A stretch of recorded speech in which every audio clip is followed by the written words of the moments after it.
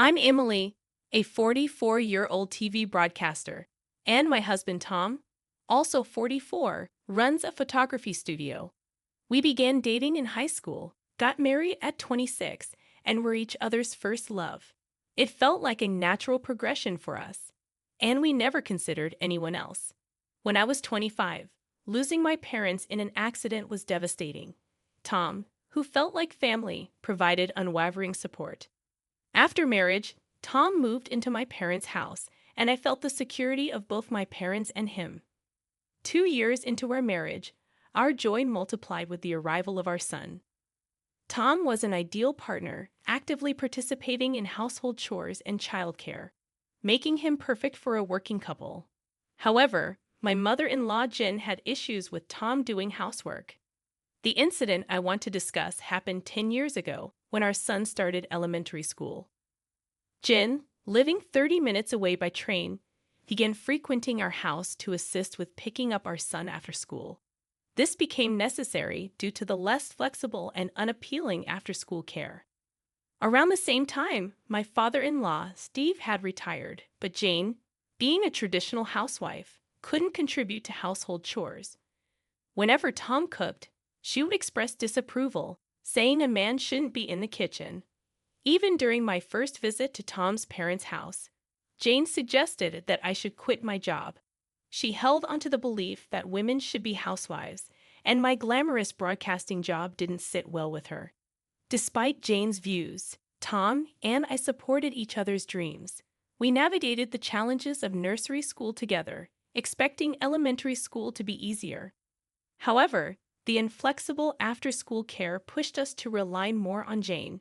As she became involved, she started criticizing things like the laundry folding and cleaning, making our home life more challenging. But Tom would casually reply, "Oh, I'm in charge of the laundry. Is that not okay?" Or, "It's fine. No one dies from a bit of dust." Yet she would still complain to Tom behind my back, saying, "Aren't you ashamed to let your husband do the laundry?" Or, "It's bad for our reputation." However, since her help was appreciated, I just listened without talking back. On the other hand, Jen had old-fashioned views, but was open to new things. Unusually for her age, she owned a smartphone. "I'm the only one among my friends who has a phone," she would boast. She used the internet to look up various things, saying, "See, you can do this kind of thing so easily now. You have to use convenient things." She made good use of it, making reservations at restaurants and using online services. At that time, our family relied on a delivery service for our weekly shopping orders via paper and having it delivered. This too seemed to displease Jane. She would say things like, "You should just go shopping yourself, and the delivery fee is a waste." But when she discovered that the service could be ordered online, she urged me, "Why do you do this, Emily? Ordering on paper is so old-fashioned." When Jane would stay until late at night so that Tom and I were preparing dinner, she would say, "I have to go back for Steve's dinner, and he won't eat if he's alone." And then she would leave. Steve really couldn't do any housework at all. "Tom, why is it that you, who grew up in such an environment, are so cooperative with household chores?" I asked Tom once. He replied, "Mom always complained anxiously about Dad not helping with the chores. I decided that when I got married, I would definitely help out to avoid being complained about. So it was a case of learning by negative example." Jane was angry that her husband didn't do housework and found it amusing that her son did.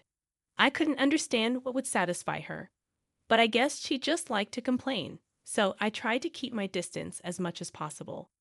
At that time, I had no idea that Jane was so cornered that she would end up doing something like selling our house without permission. Yes, that summer, I was offered a chance by my company to go on a 2-month business trip overseas to participate in a sports broadcast at the World Championship. It was a rare opportunity, and I felt rewarded for all my efforts. I couldn't pass up this chance, so I immediately consulted with Tom. He was busy with various things and said, "Of course, I want to help, but I'm not sure I can manage to take care of our son, John, while working." Then Jen, who was listening, offered, "Then I'll take care of things at home for a while." This despite my concerns due to past experiences. I had no one else to rely on and decided to entrust my son to Jane. We considered having Tom and John stay at Tom's parents', but it would be difficult to commute to school from there. So Jane decided to come to our house on weekdays. After successfully completing my business trip, exhausted yet relieved to return to the U.S., I arrived home on a weekday afternoon with a heavy suitcase in hand.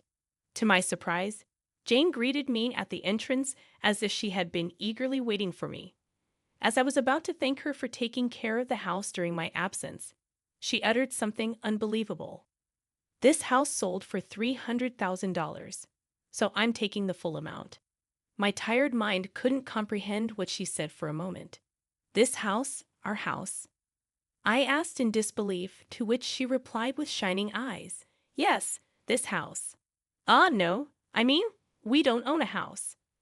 Confused and struggling to make sense of the situation, I replied, "Just that." Jane burst into laughter, exclaiming, "What are you talking about, Emily? Why would you lie like that? There's a registration certificate in your name. I won't be fooled." Feeling the conversation was going nowhere, I decided to change the topic to calm my heart down. "Well, let's set that aside for a moment. Why are you selling it?" Jane replied confidently, "What belongs to the wife belongs to the husband, and therefore to me. I'm using it to build a new house." Her eyes were bloodshot as she said this, and I started to feel scared. "A new house? Whose exactly?" "Mine and my husband's, and you guys will live there. This way, Tom won't have to do household chores anymore. I've been so sorry for him. I raised him not to do such things, and I won't allow Tom to do household chores in the future," she said with a look of truth on her face. As I pieced together the story, it turns out that shortly after we got married, when Tom was in the kitchen, she told him to let me do such things. Tom had replied, "No, this house is Emily's. I have to do at least this much." Apparently, she had misconstrued this to mean that Tom was doing chores because he was living in my house. She always believed that Tom actually didn't want to do household chores and preferred to focus on his work. The idea of a working couple cooperating in household chores just didn't exist in her mind.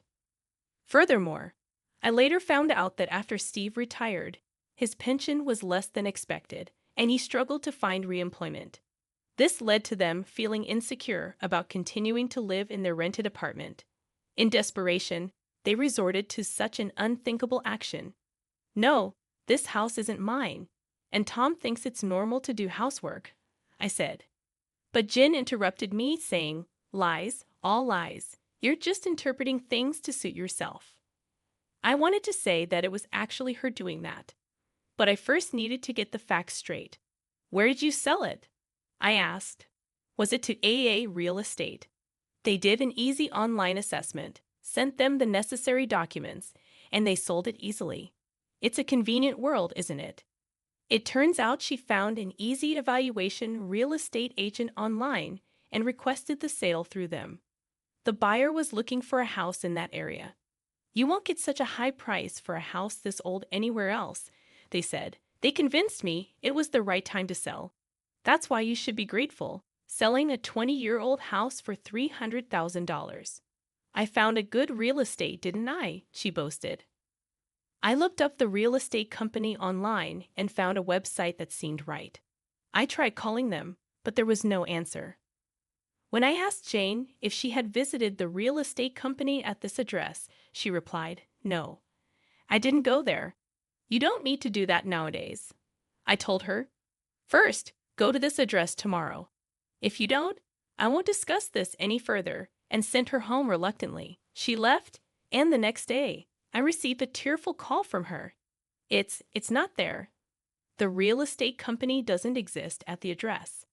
There was only a dilapidated wooden house, seemingly uninhabited, she confessed. "Why?" she wailed. I was so astonished by her foolishness that I burst into laughter. When she returned, she explained that during my absence, she'd have found the house registration certificate in my name and thought she could sell it. So she contracted the real estate agent who shamelessly assured her, "Even if you're not the owner, It's fine if you have that certificate. Some people pass away after all. Just provide us with the family register and signature certificate. Naively believing them, she sent all the requested documents to the agent. When they found a buyer, they asked for a deposit, half of the commission fee, so she transferred $4,800, half of the $9,600 commission on the $300,000 sale. I called the police to explain the situation. 2 officers came to our house. It turns out this kind of internet fraud, posing as real estate agents, has become common. They offer free valuation, ask for official documents, introduce a supposed buyer, take a fee, and then disappear. It was a devious scheme, recently with many vacant houses and the ability to fake addresses for document delivery. Such frauds have become more common. The fraudsters probably wrote their name on a postbox and received the documents there. Jane was trembling as she answered the police officer's questions. Let me ask you again, the house deed you sent. It belongs to your daughter-in-law, right? The officer asked, tilting his head in confusion. Yes, I did, realizing the gravity of the situation. As the third party got involved, Jane nervously started. I thought that, well, it belonged to my son, but was quickly countered by the officer. Even if it was your son's, isn't it strange trying to sell someone else's house? He said incredulously. Red-faced, she blurted out, no, it's not like that. Emily asked me too. She wanted to get the house appraised to sell it, spouting a nonsensical excuse. The officer turned to me and asked, is that true? To which I simply replied, no, I didn't ask for that. The officer, unsure of whom's testimony to believe, eventually seemed to trust me over my visibly distressed Jane. She says she didn't ask for it. You shouldn't sell things on your own, madame. Normally, this wouldn't even be possible. This is just outrageous, he lectured, and Jane bit her lip, looking down in silence. The officer, now convinced of Jane's rash actions, inquired about the deed registration. You sent a copy, right? When she replied in a faint voice, no, it was the original, the officer was even more astounded. He shrunk further in dismay, looking at me. The officer asked, will you file a theft report?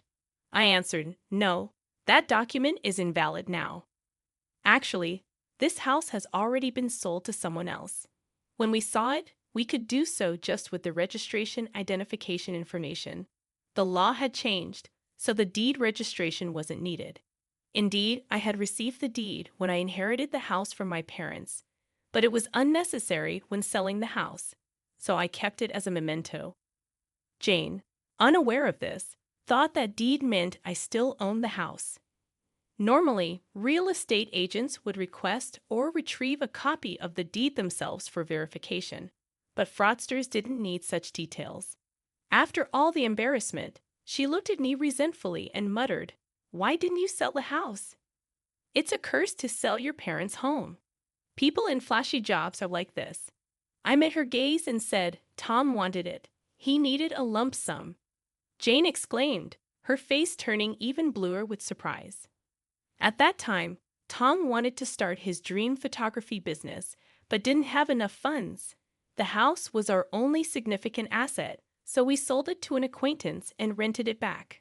When I explained everything in one go, Jane's shoulders slumped as she muttered, so Tom's success now is because you sold the house, Emily.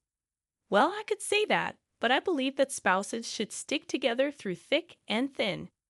We're in this together, I replied. Upon hearing this, Jane suddenly began to cry bitterly. I wanted to work too, she sobbed.